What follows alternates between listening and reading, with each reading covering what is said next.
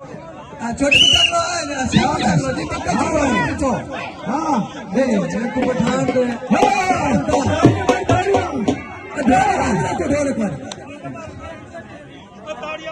नहीं है चुप बक्का किस पास है लगन में तो लगन में बहन जो बाटों पे आए खड़े हैं तालियां भाई ढोल बजाओ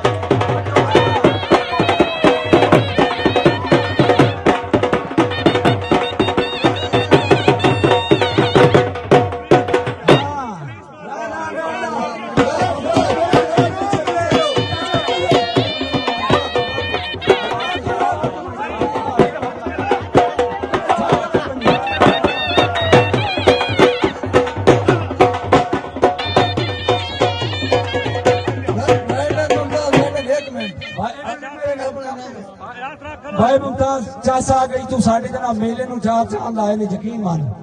बड़ी मेहरबानी मुमताज ए मलक मुमताज दासो बजड़ पठान नु ते भंग दे के ढाया है ये पहले तैयारी है जी थाई कोई से निकाल है हां मेरा वो यकीन कर तब तो ढेर दो ना बात रोला कोई ना ए भाई टेस्ट करा